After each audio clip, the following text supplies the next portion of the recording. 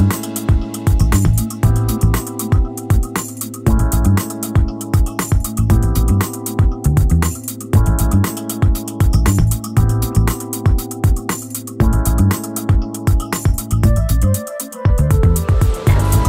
Excellency, distinguished guests, ladies and gentlemen, a very warm welcome to the Institute for European Studies here to join us in what I hope and what I'm almost sure will be an interesting lecture / conference on Turkey and the EU. I am Anthony Antoine. I'm, for those who don't know me, the Executive Director here at the Institute for European Studies. But I must say that we are not alone in this endeavor tonight. We are joined by the Egmont Institute for International Relations here in Brussels and with the Young Friends of Turkey to organize this event. And I thank the two partners very warmly for their contributions. Now, my task is basically only to welcome you, because the task of explaining the how and why of this conference will be given by Mehmet Ünlü, who will in a second take the floor. We've seen, and I'm very glad that you're all here and you've chosen this venue over the nice, should I call it the Aegean sun that has come over, and that does come over each time we organize something about Turkey, so we should do this more often. We've had the pleasure 1.5 years ago to have the Minister of Foreign Affairs here to talk about how Turkey and Europe were financially and economically very combined, intertwined, and I am sure that His Excellency will today talk about how the EU and Turkey are also intertwined in foreign and security policy.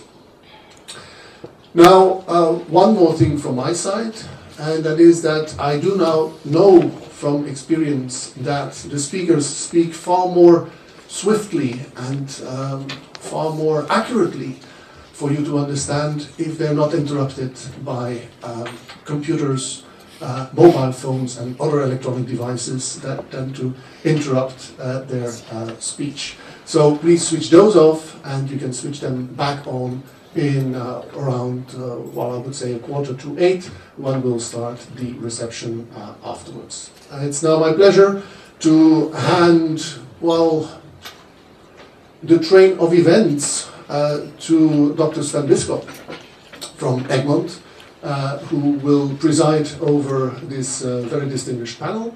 And I will give the floor to Mehmet Ünlü, President and co-founder of the Young Friends of Turkey, to explain you more about the conference this evening. Thank you very much.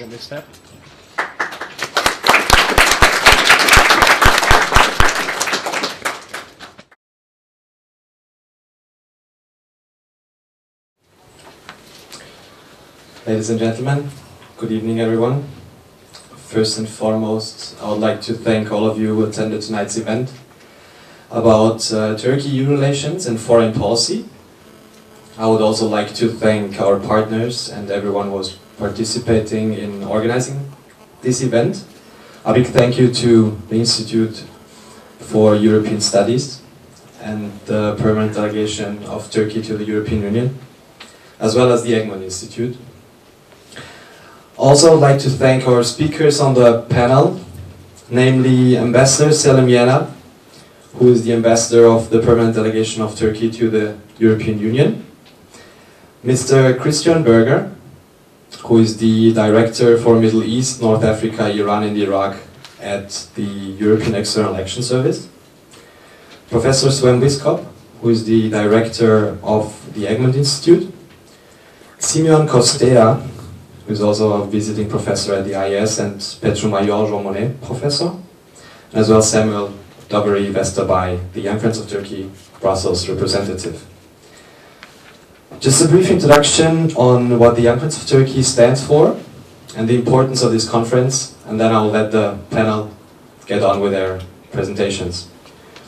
Founded in 2011, Young Friends of Turkey is a non-governmental organization which aims towards improved cultural dialogue and mutual understanding between Turkey and the members of the European Union.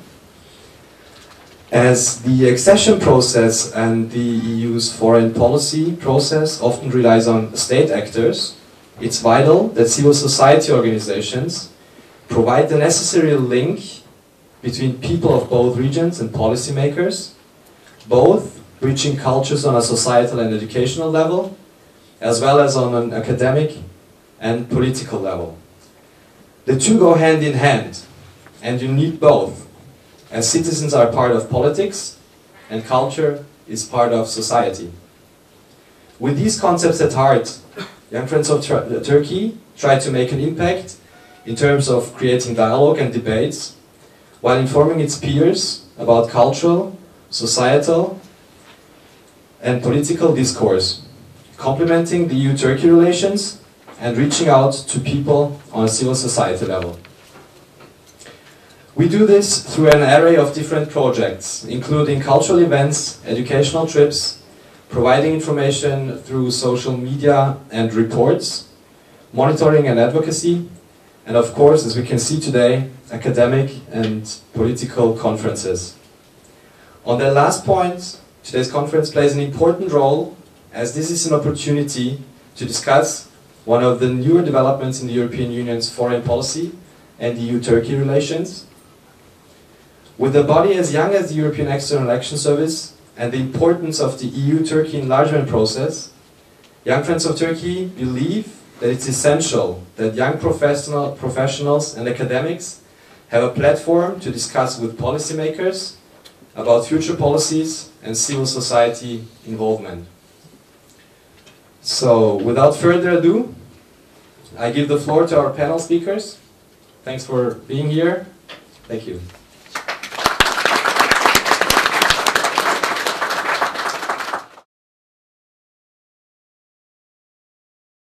Thank you for these words of introduction to our hosts and organizers, and then we can kick off our panel debate.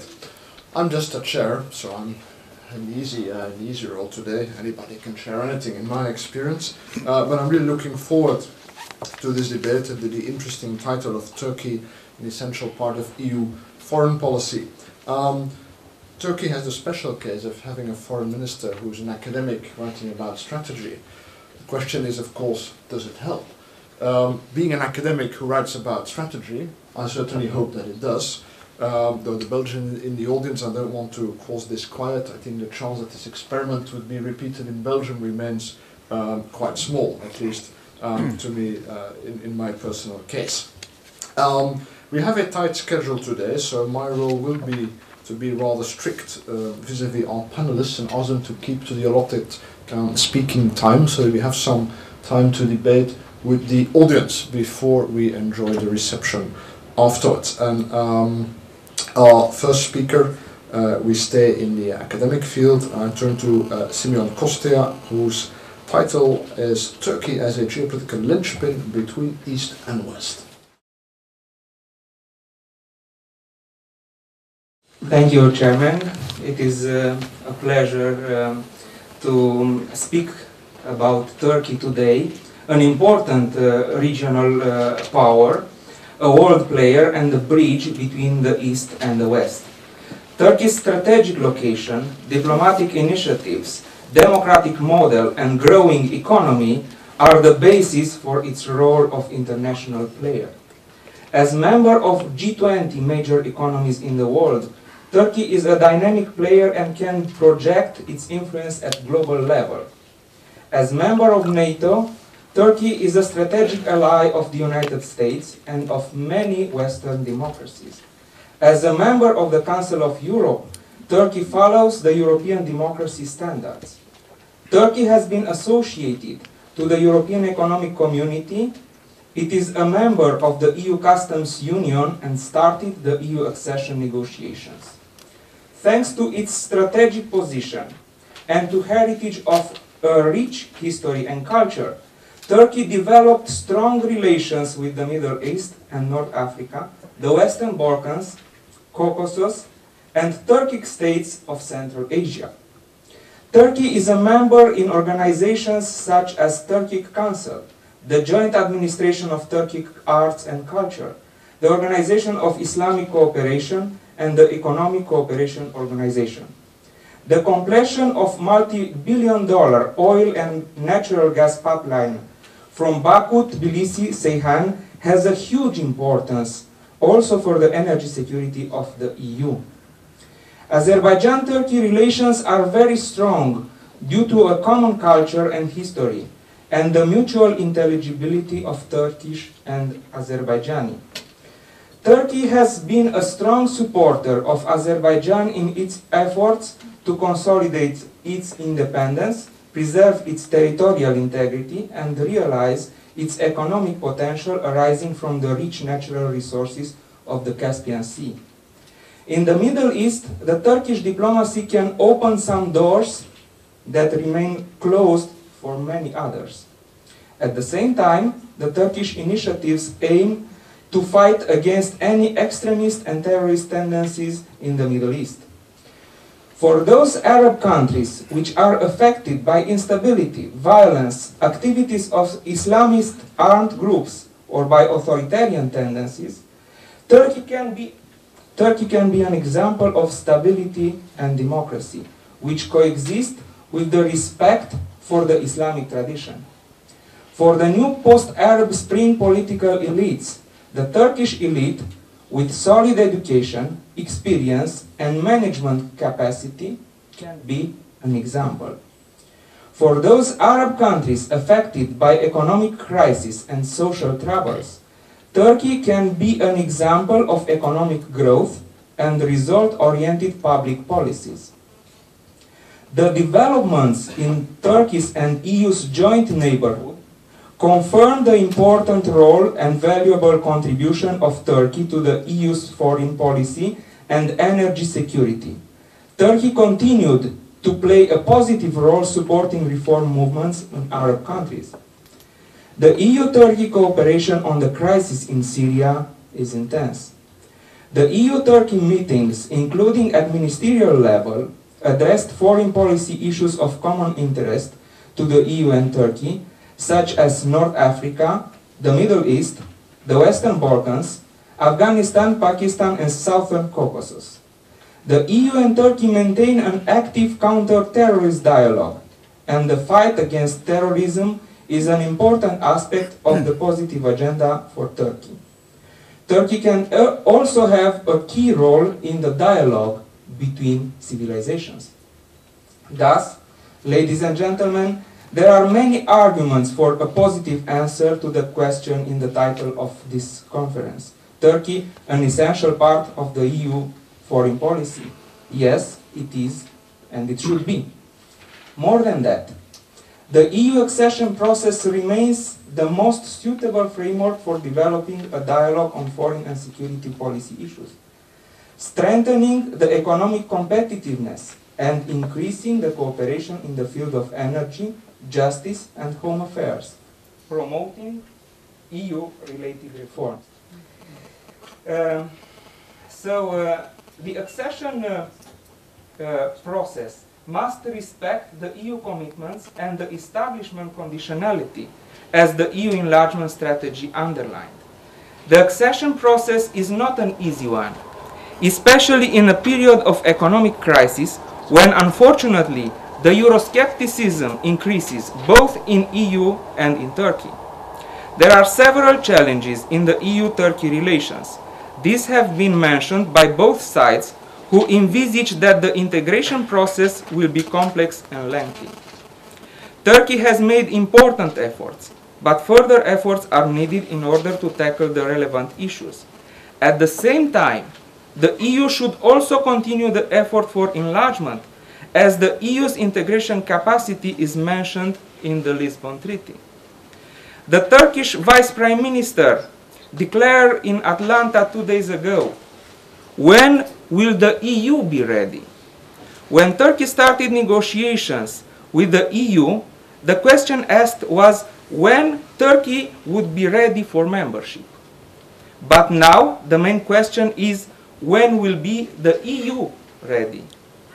I think we will have to wait the crisis in Europe to subside and for the EU to get back its self-confidence.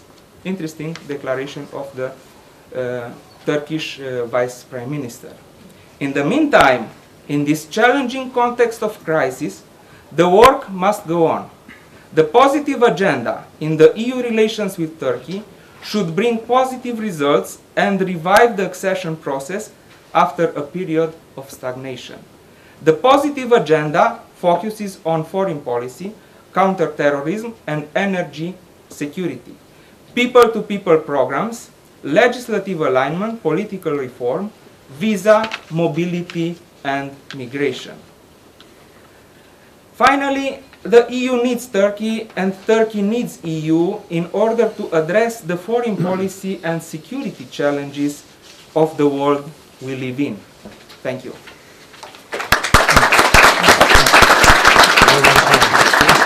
Thank you very much, and well within the time limit. I noticed that by now we seem to have about as many photographers as panelists. My agent will be in touch for the copyright. And I turn to Samuel Doveri of the Young Friends of Turkey, who will say a brief word about the role of civil society, a necessary monitor in EU-Turkey relations. And I won't object if you include think tanks in civil society. Okay, so I mean, so some of the others will, talk about, let's say, much more institutional, political aspects. But I'll try to give a minor contribution in terms of, as the title says, the civil society and the necessity for monitoring in terms of EU-Turkey relation and foreign affairs. So the presentations that have been done. Good evening, everyone. I think what I really want to kind of be talking about specifically tonight is civil society being an intrinsic part of European Union's enlargement process and civil society in general. According to countless reports and papers, the accession process depends in great part on the effort put in by NGOs, both across the EU but also in Turkey on the ground. Now, just to give an idea of the numbers, according to the European Commission, the official pre-accession assistance in 2008 at least was approximately between 20 to 30% going straight to civil society related initiatives. As many of you might already know, the pre-accession funds are allocated through both private and public projects, similar to the EU kind of cohesion funds or structural funds you find in the EU. These help societal developments from an economic and institutional point of view. Many of these funds go through what is also known as the IPA2 mechanism. Another chunk goes to the private sector, while much of it is incorporated into governmental policies, redistributed through tenders, instruments and so on. They include very, very important things like human rights projects, things like gender emancipation, societal projects oriented towards democratization, consolidation of democratization society, training, assistance, and other things of that sort. Although not all the projects are a success, of course, everyone has a failure rate one way or the other, it can generally be said that Turkey, without these kind of institutional support, wouldn't have been able to go through the kind of success story in terms of democratization which we've witnessed in the last 10 years. Equally important, because it's, I would say, considered maybe the backbone of enlargement, is the idea of helping societal development in terms of future candidate countries. But beyond traditional NGO work, which I guess you could categorize what I described previously as, which helped the accession country on the process, the enlargement structure itself is facing another, I think, not more important but equally important problem. It's what's often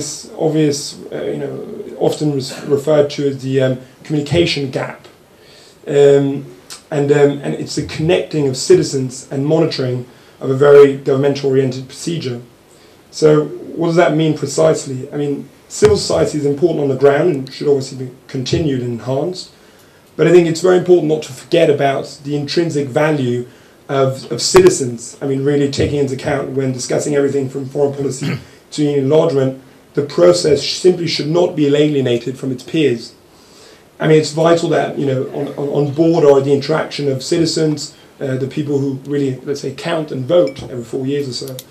Promoting democracy is not just about the candidate country, but also a reflection of ourselves. I think it's an important message to take with him. Without transparency and interaction, we risk, maybe alienating a great part of both our citizens and the other citizens. Now, I know that the EU Minister, Egemen Bağış, has already spoken about this in terms of the communication strategy and so on. But the problem is that if Turkey is to become a member of the EU and wishes to continue in terms of growth and inclusion, it's really, let's say, understanding our own citizens, which will be a core here. So beyond academics and institutes, which of course play a vital role, think tanks as I was asked to mention, I think it's very, very important to realize that the communication is the bridge.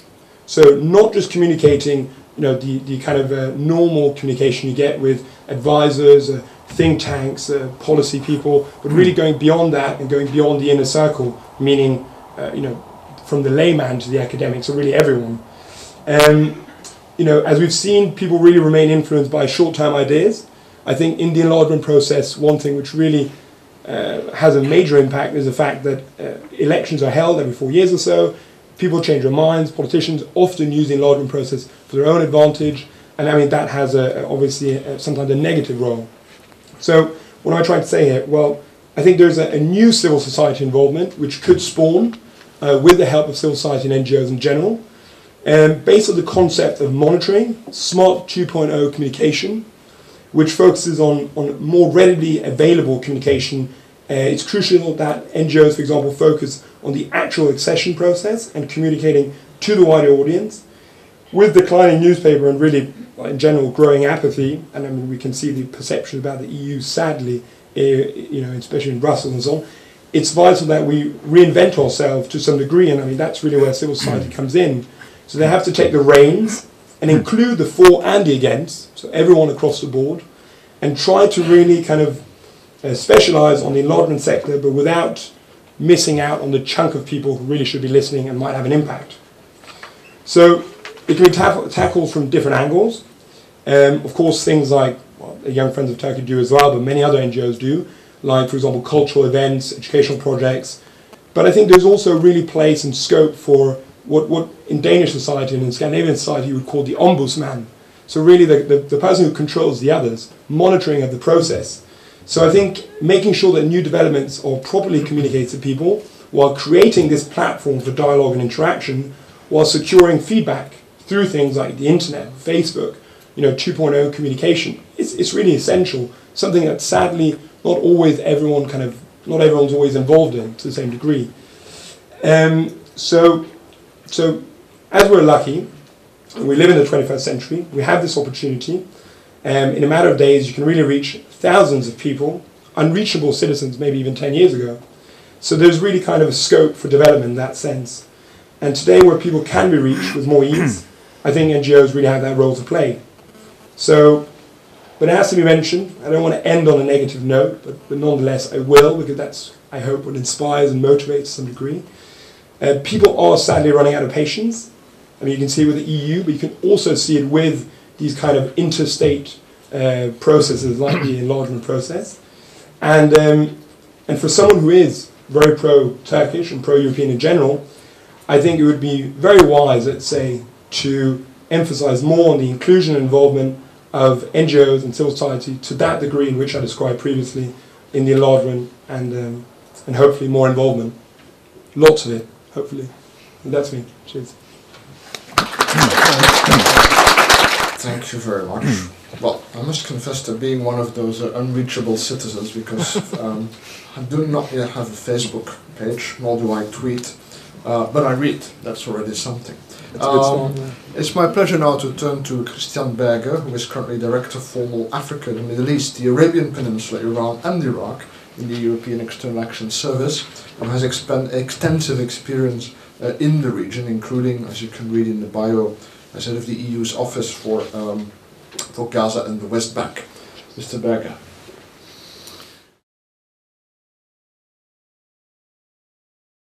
Thank you very much, and thank you for the invitation. I think you said earlier anybody can chair anything. I mean, I invite you to chair a foreign policy meeting of the 27 member states. Now, you also mentioned that the European External Action Service is a new sort of instrument of European foreign policy, but it doesn't mean that European foreign policy is only 2 years old. European Union foreign policy goes far further back than the External Action Service. And therefore, let me start perhaps, and I don't want to bore you too much with a little bit of history in the region, because I'm supposed to talk about the neighborhood policy, or rather about the neighborhood and how we encounter Turkey occasionally in our neighborhood. I mean, simply, ever since '95, we have the Euro-Mediterranean Partnership coming out of the Barcelona process, which itself is sort of a child or a brainchild of the peace process in the Middle East conflict. So 94 successful Oslo agreements, successful no longer today, and I come to it in a minute. And then the Barcelona process, or rather the Euro-Mediterranean process, and the idea was to have a ring of friends around the European Union in the south and then also in the east. And the aim was to create primarily a free trade area that would comprise North Africa and the Middle East together with the European Union. The aim was also to carry out political reform and economic reform in those countries. Now, 10 years or even more, 20 years on now, we have had a revolution. We had a revolution in quite a few countries that I've been talking about. I hope that one day history will prove that the contribution that we have made through the economic and political reform have led to a situation where then people could stand up against the dictatorships, similar to the Helsinki process in the East, which by the way lasted also 16 years, like the Barcelona process. The revolution, and perhaps I take this as a starting point for the one I want to talk about, briefly how we see the neighborhood at the moment. Secondly, maybe how we see the whole region, not only the individual countries. And then thirdly, speak a little bit about 3 specific cases, and I will choose Syria, Egypt, and the Middle East peace process. And then at the very, very end, before the ambassador speaks, perhaps also mention how we encounter Turkey and all that. Now, revolutions. The main aim of the revolutions that started in 2011 are when you would look at the slogans, are dignity, justice, social justice, and security. Let me briefly dwell on dignity. Dignity comes in 3 forms. It's political dignity, it's socio-economic dignity, and it's national dignity. Now, and how do we as European Union respond to this and the wishes of the people who are going through transition or through the revolution? Now, on the issue of political dignity, here it's the redefinition of the relationship of the individual and the state. Something that we in Europe went through not in 1989, as people always say, but in 1848. And you will see that it has taken the Europeans 100 years from 1848 to roughly 1948 that we had a majority of democratic states in Europe. And then again, some of them fell under the spell of communism, and it took another 40 years for them to be liberated. So I think it was the German Foreign Minister Westerwelle who coined the phrase strategic patience. I think when you look at our own history, you can understand what he means by this, to see how long it will take for the political development in our neighborhood to reach a level that people would like to have. Now, what we are doing is first of all, we are embracing the aims. We are also engaging with the new regimes that are emerging in the Middle East and in North Africa. But at the same time, we have our own understanding how this should be done. I mean, we have our own values, and we should not forget them. One is the democratic process, and particularly the pluralistic engagement in the democratic process, and of course other issues are respect for human rights and fundamental rights. But we have seen gains. First of all, we have seen new constitutions, we have seen democratic free and fair elections, we are seeing the emergence of a very vibrant civil society, as we have just heard. We also see polarization because Islamic parties are winning elections, and this is not condoned in all levels of society. So Egypt is a good example of that, and I come to this in a second. On the socio-economic side, this is basically getting jobs, having education for children, having food on the table. And this is perhaps the biggest problem that we are facing together with our partner. When you look at a country like Egypt with 90 million inhabitants, with a very low socioeconomic ratio, I think this will be definitely one of the challenges, and we see it already today with the economic problems in Egypt. The response from the European Union are the famous, I hope people know, 3 M's: money, market, and mobility. Meaning we continue to provide support to those countries, and I think we are at the rate of 1.2 billion euros in 2013. We engage with them on opening our markets, so we're trying to negotiate new free trade agreements with all those countries. And thirdly, we are also trying to increase mobility. Now, the day when we announced that we want more mobility, we introduced new Schengen procedures, namely biometrics. I think this didn't go down very well with our neighbors, because ever since then they have to apply with fingerprints. But okay, we want more mobility. The third one, national dignity, comes into two components. One is how do we engage, how do we see the national development, and how do we show respect for what is going on in those countries. The second one, which might come as a surprise, but you hear it across the Arab world, is the Palestinian issue. It's seen as part of national dignity, how the Palestinian issue will pan out. Briefly on the region, we also see a need for the region to deal with its own problems, and therefore we have chosen to engage with a number of regional organizations: the Arab League, the Gulf Cooperation Council, the 5+5, which includes of course European countries, the Union for the Arab Maghreb, and then we have just taken over as the European Union the chairmanship, or the Northern Presidency of the Union for the Mediterranean, which is sort of a follow-up organization to the Barcelona process. Then, as I said, I would like to cover briefly three specific issues. So let me start with, perhaps since I've mentioned it already, with Egypt. We are seeing in Egypt, as I said, a strong polarization at the moment, where the government, or rather the president, and the opposition find it difficult to come together and solve important political issues. They also face a big economic issue. You have a rapid decline of the Egyptian currency, you have a high inflation rate, you have a high unemployment rate, and you have a high debt rate. I mean, there are always some friends who come to the rescue, as we have just seen last week.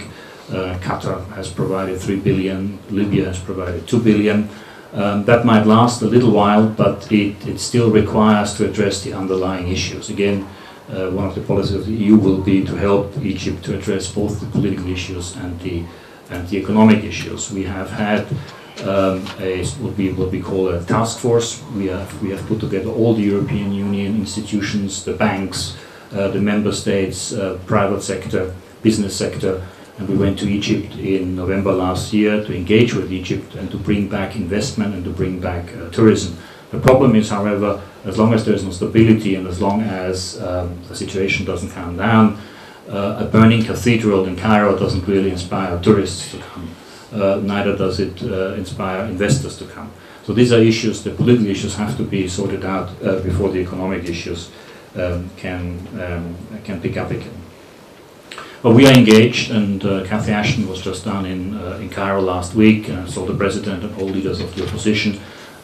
So there is a very strong engagement with each, stemming from the task force meeting, but also stemming from the deep conviction that Egypt is a strategic partner for the European Union, both in the region but also worldwide. Syria is a more tragic example of foreign policy, because it seems that the world doesn't really know how to handle this case. The European Union's approach has several elements. One is we're still trying to help together with Turkey, for example, to help the opposition to get its act together, to form a platform for the future of Syria. But also, at the same time, we are following our sanction policy, The problem with the sanctions is it's not universal. The sanction regime is not universally applied. So yes, the European Union has imposed sanctions, Turkey has imposed sanctions, the Arab League, but and the United States. But there are quite a few countries around Syria that haven't, and therefore the sanctions regime is perhaps not that effective. The third element of in our policy with Syria is, of course, political, in the sense that we still try the Security Council in the United Nations to say something on the crisis. And until now, given Russia's and China's resistance, not much has happened in the Security Council. But we continue as EU to support the joint envoy of the UN and the Arab League, Lakhdar Brahimi. In his work, we supported his predecessor, Kofi Annan, both politically but also materially, with armored vehicles, with personnel, with information, hoping that something will take place that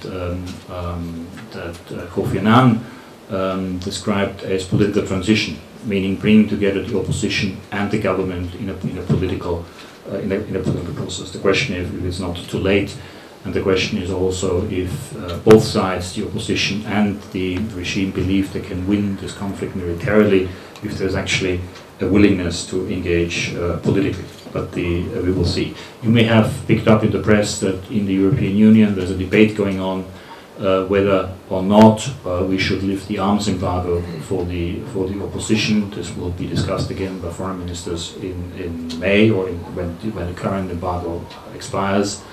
There are a number of countries that would like to provide assistance. I mean, including arms. There are others who don't. Fear being that we don't know where the weapons will go. Fear being that since we have a rather large UN contingent in Syria on the Golan Heights, the moment the opposition will be armed, that the government will turn against the UN contingent. So there are a number of issues that are being debated at the moment. This is a decision will have to be taken in May whether or not the embargo is going to be lifted. Middle East peace process. Very briefly, I could talk a whole week about this if you wanted, but very briefly, the EU policy hasn't changed for 30 years. We think that the Middle East conflict will be solved through the so-called two-state solution, meaning the establishment of a Palestinian state.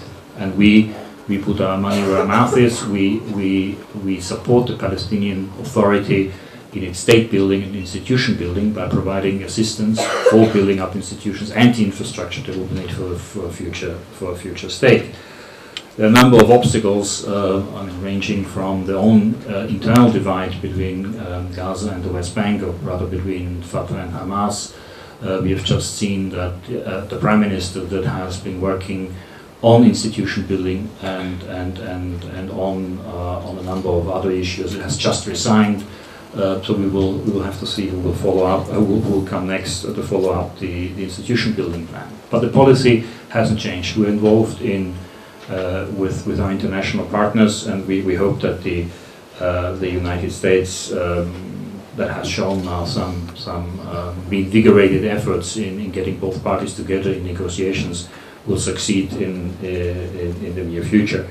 Empirical hope, I think, is not there, because we have been trying this for quite some time. But again, one must not give up and hope that there will be a breakthrough, there will be negotiations, and that Palestinian state will establish and the conflict will end. And here, that is, I think, a good bridge to our engagement with Turkey. Turkey has been playing, in our view, a very helpful role in the past in the Middle East peace process. We're trying to mediate, negotiate very successfully, I think, in the case of Israel and Syria, until it broke down with the Gaza war. But also, I think, behind the scenes, successfully in the beginning, negotiating between, or mediating between Israel and Hamas. So I think one of the efforts of the U.S. administration that we've seen in recent weeks is to mend the fences between Turkey and Israel, so that that common approach could come back again. We also have close relations, I think, with Turkey in general in the Arab world. I mean, we always hear from our friends in the Arab world that Turkey is seen as an example, for example, in the economic sphere.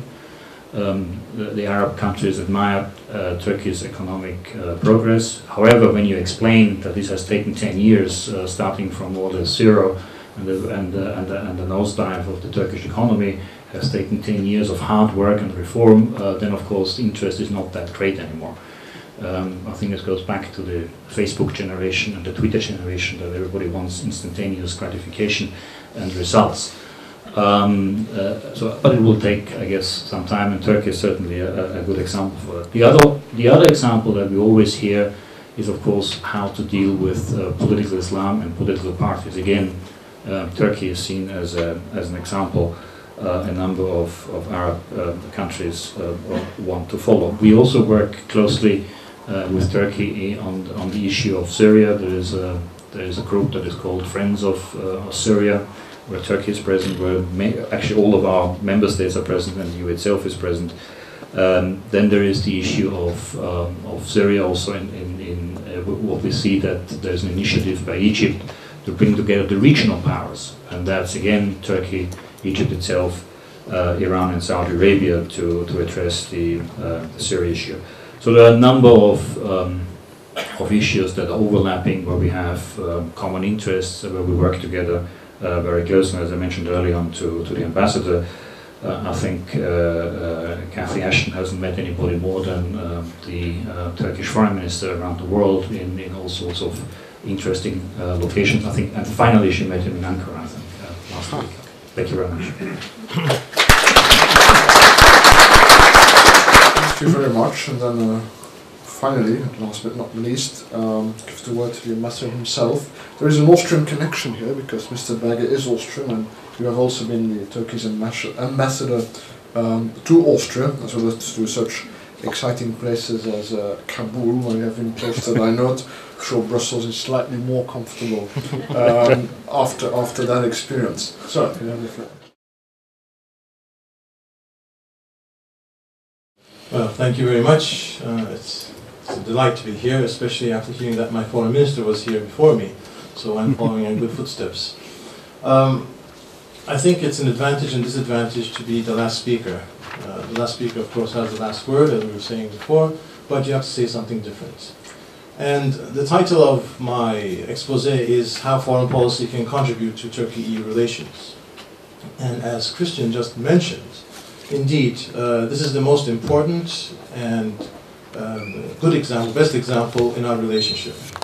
I mean, the EU-Turkey relationship goes back 50 years. This is the 50th year of the Ankara Agreement, and we have a lot of areas in which we have an extensive relationship. But lately, of course, the foreign policy component, what we call as the political dialogue, is the most extensive and deep one. And it was not easy to achieve it. And you're right, I mean, our foreign minister and Lady Ashton speak regularly, every week, at least once on the phone. If not seeing each other at a meeting, they miss each other. But not at only that level, at other levels as well. We have a lot of discussions, cooperation, consultation, and I think that this is one of the best examples we have in this relationship. But it wasn't easy to get here. If I can turn back the clock for a while and remind you of what the professor said before, is the EU ready for Turkey? In our experience, the EU is never ready for Turkey. In 1987, when we finally broached the subject and asked for full membership, at that time, we were actually told not to do so. In '87, the Germans had told us that don't do it. The EU is not ready. We still have the single market to complete. And after that, you know, subsequent events have shown that the EU is never ready for Turkey. We're still waiting, but we are aware that things are not easy. We had a wake-up call in 1997. What do I mean by that? When we heard that the EU was not ready for us, we went into a customs union with the EU, which was in the Ankara Agreement. And subsequently, in 1997, December, at the Luxembourg European Council at that time, the EU had decided for the new candidates, and Turkey was left out. So this was a big wake-up call at that time, as you rightly said. I mean, foreign policy is not only 2 years old, it's going back a number of years. At that time, the Prime Minister said that we will stop political dialogue with the EU. And this is what we did. But also, we began some soul-searching in Turkey and said, you know, what's wrong? Why are we left out? Why did the former communist countries jump the wagon and get in front of us? We thought that the customs union was a stepping stone for full membership. So we tried to find out what was wrong, what we can do to amend it, how can we figure out some way in which we could prove our worth. Because in contrast to all the other candidates, we had to prove ourselves. Each of the other candidates had a country to pull them in, an advocate, while we did not have an advocate, but there were countries who were against us. So we had to prove ourselves. And we thought the one niche that we could do so was in foreign policy. We thought that we can show with our foreign policy that we can be an added value to the EU. Because there was also a general kind of, let's say, evaluation of the EU, that it was an economic giant, but not so in political affairs and in foreign policy. So we thought that we could fill that in. And that's why we thought that we can use some other methods of having cooperation with the EU. Of course, circumstances helped us. The fact that the Cold War had ended provided us with an opportunity in our neighborhood. We could be more effective, people would now listen to us more. And, but that wasn't enough, because you might have a policy, but you have to be able to actually implement it.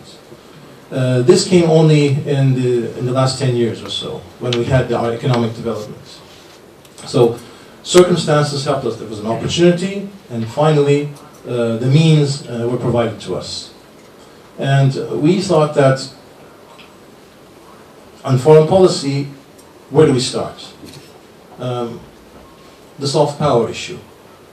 Now, you all know that one of the arguments against Turkish membership, and there are a number of arguments, some of them are reasonable, some of them are not, but they are there, and so we have to take them by the horns. One of them was that Turkey was in a rough neighborhood, and that if Turkey joined the EU, then those countries surrounding Turkey, and you know them all, would be then neighbors of the EU. While, you know, one argument is that we would still be living there, not the Irish or the others. We would still be living there ourselves, so that would not be a problem, or should not be a problem. But nevertheless, we said that, okay, if this neighborhood is a tough one, let's soften it with soft power. And that's how there was an involvement in our thinking. Up until 10 years ago or so, maybe not even 10 years ago, the thinking of our foreign policy, in our foreign ministry, in our administration, was that all the countries around us were adversaries, if not enemies. This is how we saw them. At least a competitor, minimum. We changed our mindset and said that these countries are actually friends and possible allies. So there was a dramatic mind shift change in seeing the neighborhood. How can we approach these countries? And that's how the foreign minister coined the phrase, zero problems in our neighborhood. Now, this has been attacked, this has been criticized as naive and many other things, but it is actually following the dictum of Atatürk, peace at home, peace abroad. Of course, I think that every country should want to have a neighborhood in which everything is peaceful. But it's not always you're not always able to achieve it.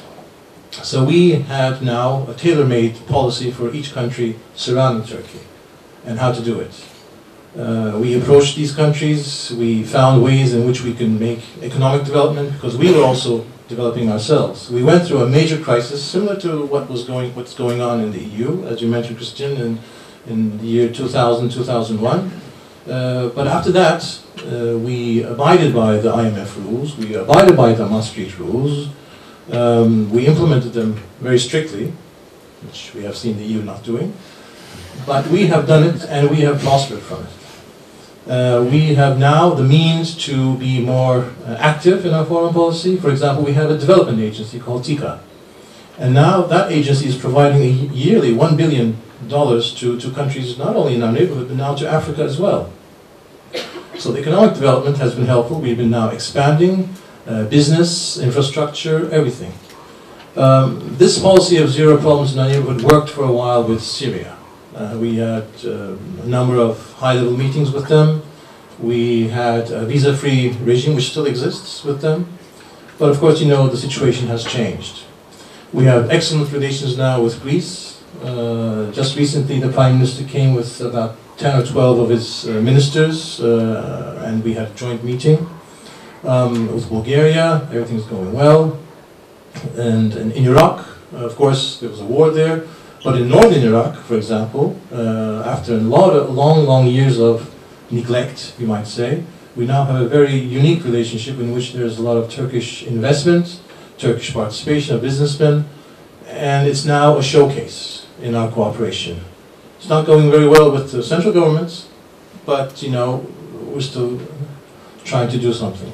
We have good relations with Azerbaijan, naturally, with Georgia. With Armenia, we made a try. We haven't been successful, but we haven't given up. One area that I haven't mentioned is Cyprus. That's the perennial, of course, subject in front of us. It has also a 50-year span. We've been at it for 50 years. We thought that we would do away with it 8-9 years ago. We were not successful. Our foreign ministry is tired with this issue.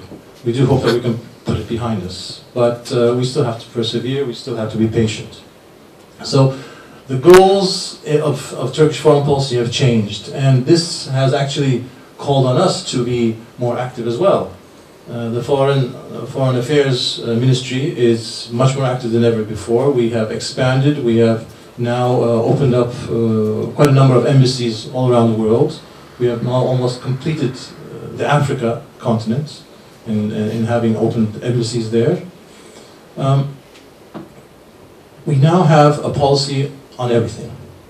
In the past, and some of you might have heard this argument, when it was the Cold War era, things were much more easier as it was black and white. The other countries would, you know, the big powers would decide on you and you would follow suit. Now, we have a policy on the Arctics, we have a policy on climate change, we have a policy on Myanmar, you name it, we have it. We think it.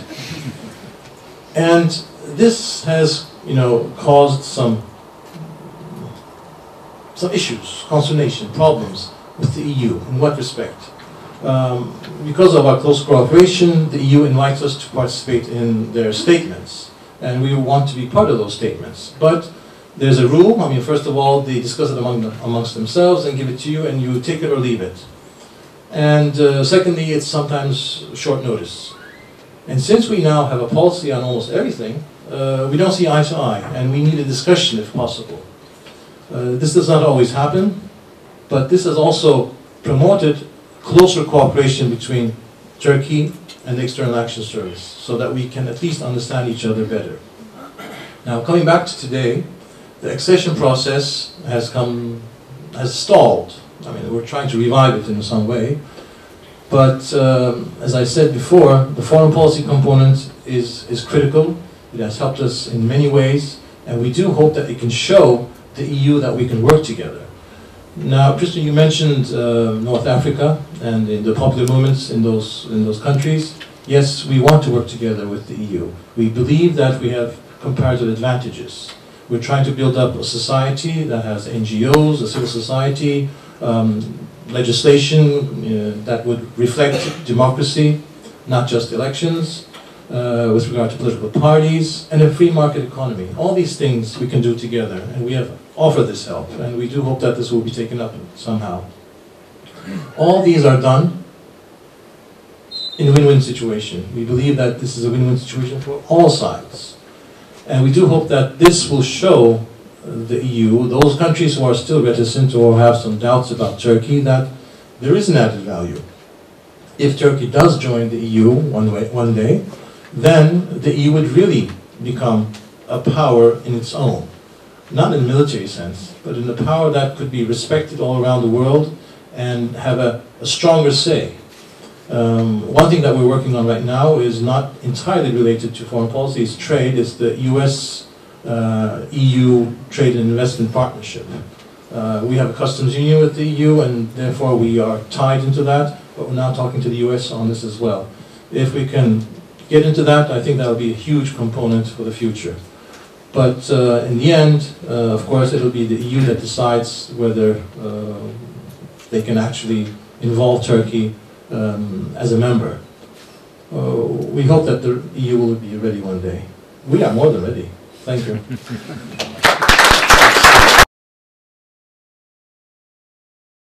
Ambassador, gentlemen, thank you very much for these very open-hearted presentations. And the floor is now yours, ladies and gentlemen. We have ample time for a lively debate. And yes, there is a walking microphone. Yes, sir, please, you have the floor.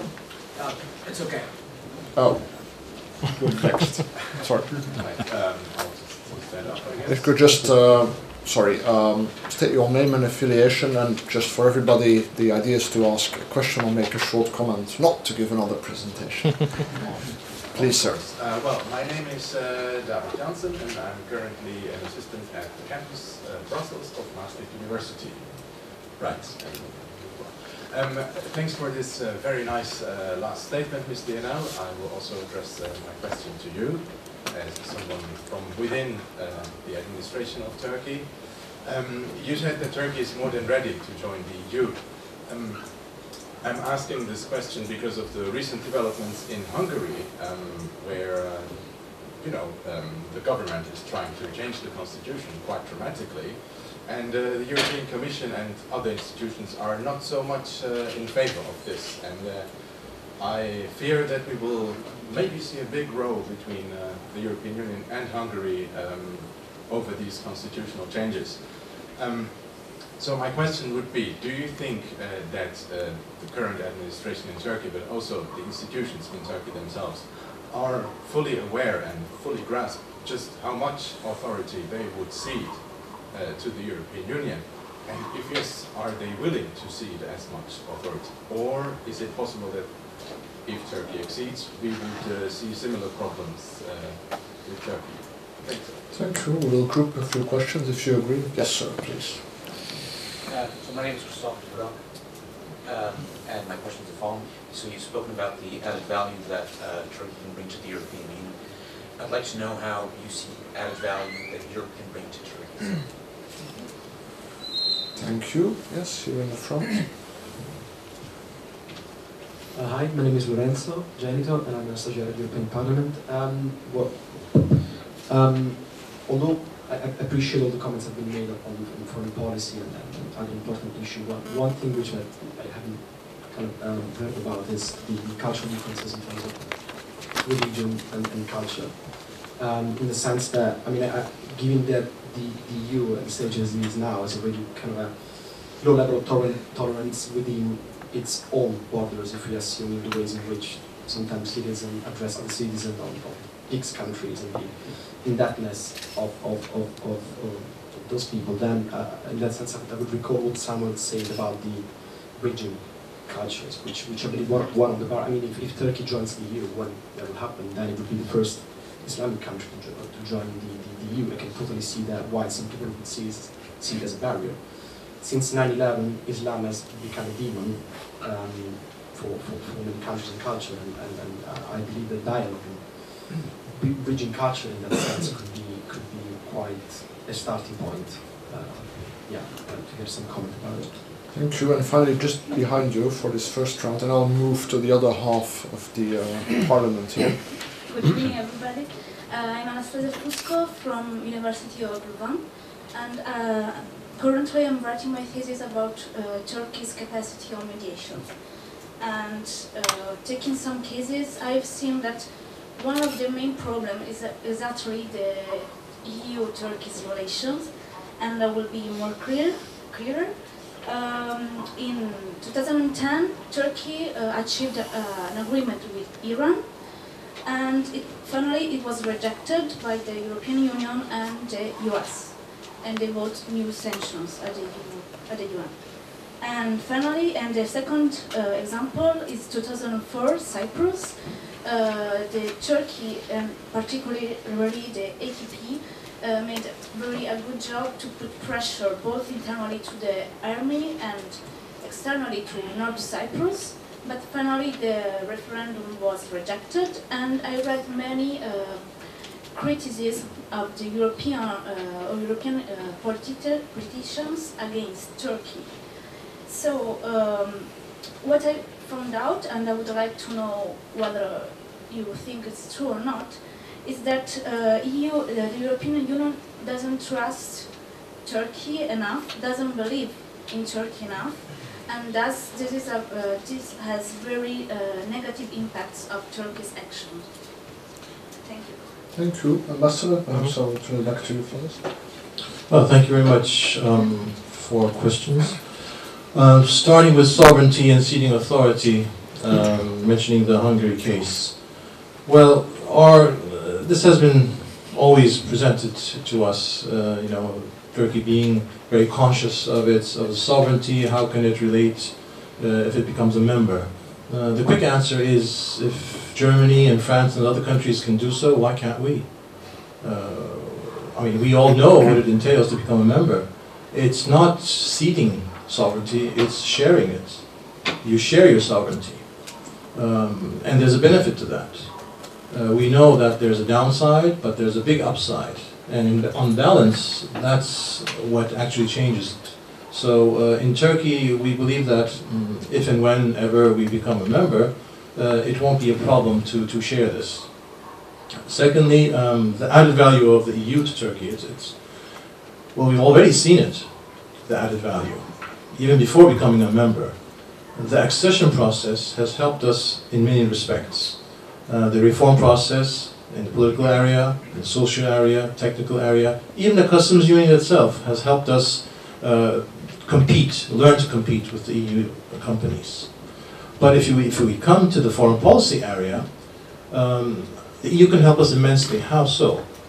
Because right now we are at our limits. I mean, we are a regional power maybe, but there are certain things that we can do and certain things that we cannot do alone. But if, as I said before, we want to work with the EU on North Africa, for example, if we were in the EU, then our clout would be much more. We believe that we can add our value to the EU, but also the EU can add it to us. We can't go it alone, and especially if you see 20, 30, 40 years down the line, how the world is evolving, you need to be part of a group, of an entity. And we believe that the EU is there.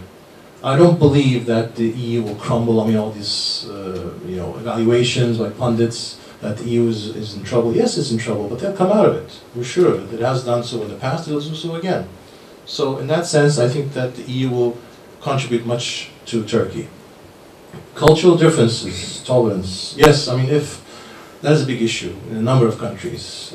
People are saying that, Turkey is too different, it's not European, for example, as if they have a monopoly on being European. I mean, we're not part of the EU, but we are European. But one thing I'd like to correct is that if we do join, will not be an Islamic country joining, will be a Muslim country joining. A number of people who happen to be Muslim.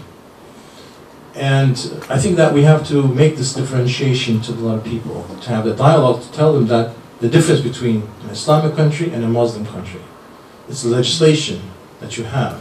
It's the secularism, the laïcité that Turkey has, in which is very difficult for others to emulate in the Arab world. If we can improve on this dialogue and tell them that there's nothing to worry. I mean, somebody mentioned that 500 million in Europe.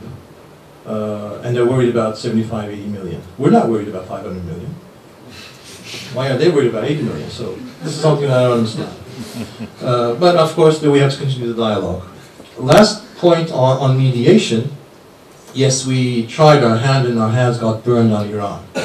At that time, we were members of the Security Council, and we made a genuine effort to resolve this issue. Iran being a neighbor, we did not want them to have nuclear weapons. And we thought it was incumbent upon us to make an effort. And at that time with Brazil, we did that effort, and we actually found a way in which Iran finally signed a piece of paper. It was a gesture, it was a move in the right direction. but it was at the wrong time. Because the US was now involved in sanctions, and they were just about to convince the Chinese and the Russians, which they did. We were not aware of it. When we were in this initiative, the Secretary Clinton at that time patted us on the back and said, "Go on, you can do it." She didn't believe we would do it. That's the key issue.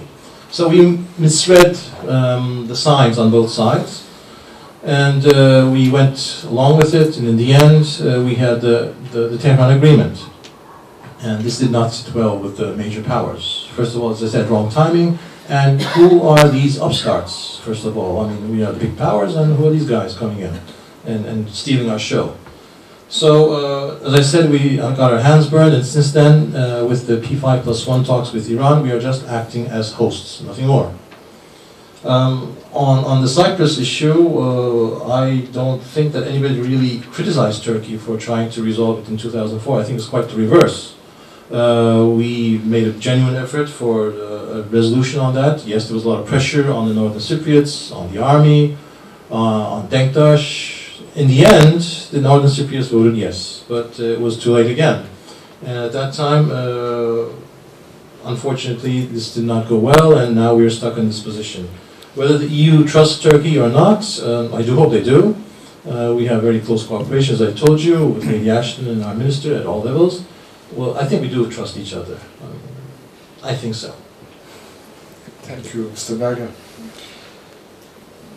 I just would like to comment on Lorenzo's question on cultural differences, but from a different angle, from the angle of our relationship with the Arab world, because this is an issue that comes up time and again now.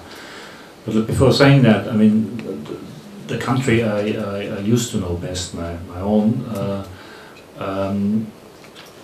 Until 1861, Protestant churches were not allowed to have bell towers. It sounds familiar with the discussion on mosques at the moment. But at the same time, it's a country where Islam has been an official religion since 1912, so more than 100 years. I mean, it has to do that we occupied Bosnia, and then, of course, we had to accept Islam as an official religion. But nevertheless, so I mean, my feeling is the cultural differences are very often used as a political excuse for doing something or not doing something, and we see this now in our relationship with the Arab world, where we are being told when you come around with your human rights and with your values and with your democracy and so on, you don't understand their cultural differences. I mean, it's seen from the reverse angle. Now, we just had a discussion with colleagues on the ground on human rights and on this cultural differences issue.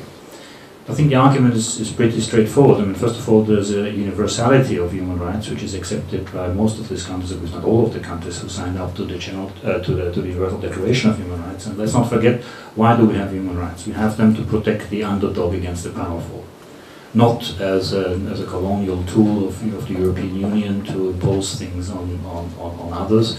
Actually, the opposite is the case. Why do we have the Universal Declaration of Human Rights? To prevent things from happening that happened in Europe in the 1940s. That's why in 1945 we got the Declaration of Human Rights. So I think this has to be explained, and I think we always have to understand that that these slogans, cultural differences and so on, very often politically abused. Thank you. Take some more questions, please.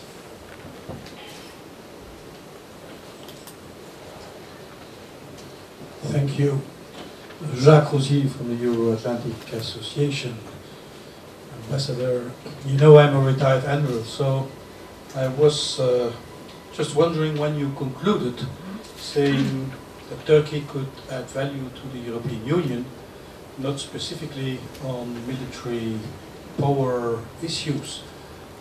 I wonder why you said that. Is it because it's in this topic, mostly an economic and development seminar? Because you know, at the end of the year at the European Council there will be a special debate at the level of heads of states and government on security and defense, and that the European Union is still perhaps a strong partner in the world on economics, but still not so strong on the military side. Could you just comment on that? Is it pure because we are today? Is it because the military in your country do not really see the issue because of NATO?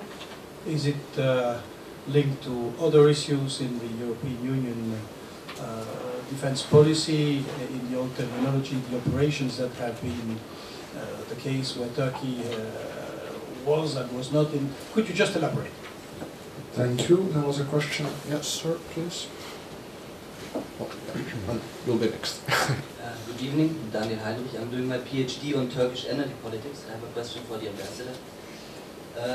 Will be a quick question. Given the troubles in the Middle East, do you see a strengthening of ties between Russia and Turkey in the future, especially on energy politics? Thank you. Thank you. And gentleman just in front. Thank you. My name is Wolfgang Pape. I'm with CEPS now.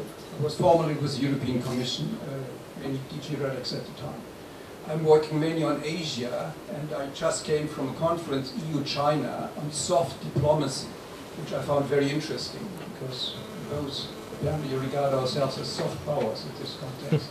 And I wonder how far the communication gap, which was mentioned before already a couple of times, can be bridged by Turkey in order to render Europe more ready for Turkey. Because you said Europe is not ready for that. And I wonder how, for instance, you could teach the language, Turkish as a language here. I don't know if there's a Turkish institute or anything of that sort in Brussels, for instance. The Chinese have now 400 Confucius institutes all over the world, and 133 are here in Europe. I was surprised myself. Turkey being much closer and trying to bridge with Asia. What are the concrete facilities you have in this context? Thank you. And having an alphabet that's actually readable, yes. There in the corner. Hello, Emre Kayarma from Turkish Connections platform. I just would like to understand how the panelists see the role of the Turkish community living in Europe already in this accession process and bridging the gaps in terms of cultural, at least different perceptions. Thanks. Thank you. I saw one more over there. Take the last two, please.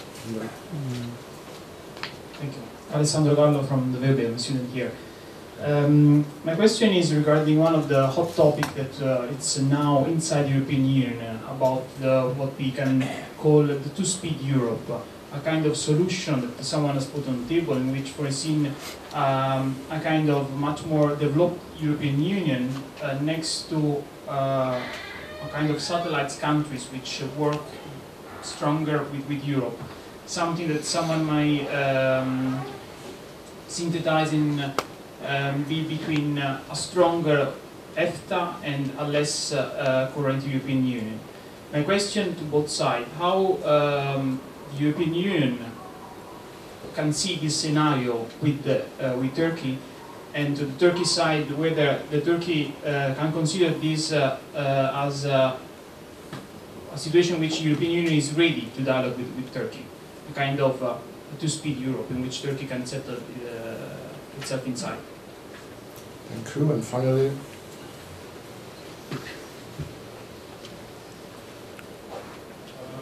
Tezgin Kirishik, I'm from Tuskon. My question is to, sorry, His Excellency Mr. Ambassador. Turkey's foreign policy vis-à-vis Middle East and North Africa has been the one based on supporting the opposition since the very beginning of the Arab Spring. What if Turkey will find itself within a political aurora which has to actually support another uprisings and another opposition, suppose from a country, from a Gulf country like Qatar? Turkey will apply the same logic, or will it take another path, actually, a pragmatic path? Thank you. Thank you. Ambassador, please. Thank you. On the military question that the Admiral asked, in the past, our usual argument in Turkey was we are a strategic country, and we would boast on our military aspects. This is long gone. We now have much more to boast about. And but in this area, I intentionally left out the military because that's a NATO issue, basically, and we don't see the EU as a military entity. Yes, it has a military component, and we could maybe help it if we joined. But I don't think the EU sees itself in that way, and we already have NATO, as I said. So that's why I intentionally left out the military area.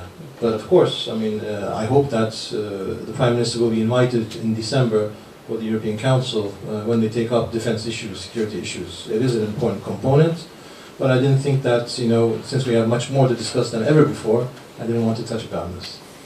On Russia, we already have a very good relationship with them on energy.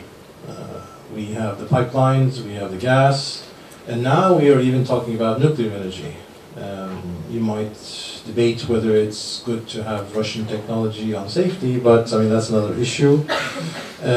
We have very strong relations with them on infrastructure, investment, tourism, but to be very open with you, this is not translated into politics. We still have a lot of differences with Russia on many areas, whether it's Cyprus, the Caucasus, now Syria, for example, in the Balkans. So unfortunately, we have not reached that level, but it's the first time that we have a very close relationship with Russia. Bridging the gap, you mentioned the Chinese institutes. We, as I said in my initial statement, that in the last 10 years we are now much more economically developed, and this has helped us now create our own institutes. It's called the Yunus Emre Institutes. We are now having them in a variety of countries. We have one in Brussels. They are teaching Turkish. It's a Latin alphabet.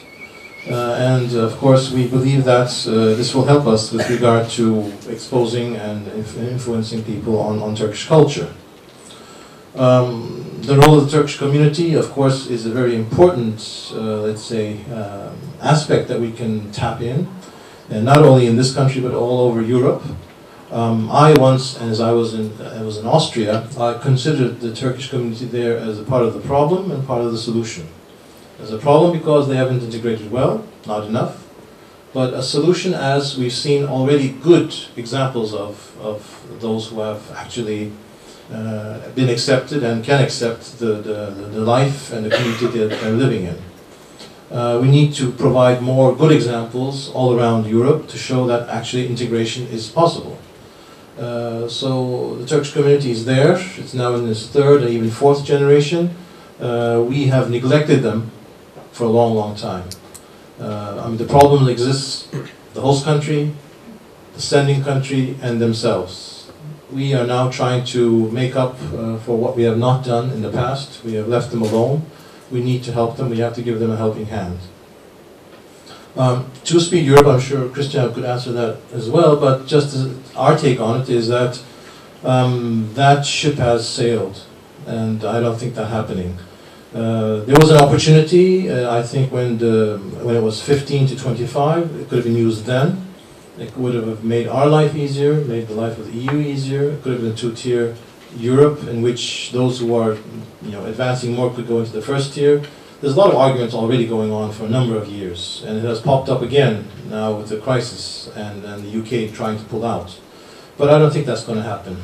I mean, in reality, there's enough different kinds of European Union countries, segments, part of the Schengen, part of the Euro, that already exists. But as a candidate country, you have to accept acquis in toto.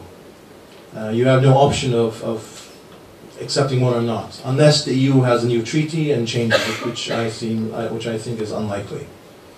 Lastly, on Turkey supporting the opposition, well, this opposition was supported only in the last instance. If you remember, not only Turkey, but a lot of European countries and the US was all criticized on why the opposition was not supported earlier. Well, I mean, we didn't know the opposition. None of the countries knew the opposition. There was no opposition. It all just happened in Tunisia, and then everything changed. And if there's something similar in another country, and things evolve into what we have seen in Egypt and other places, I'm sure the Turkish government will take the right position. We've been on the right side of history so far, and I think that we can continue to be so. Thank you. Thank you very much.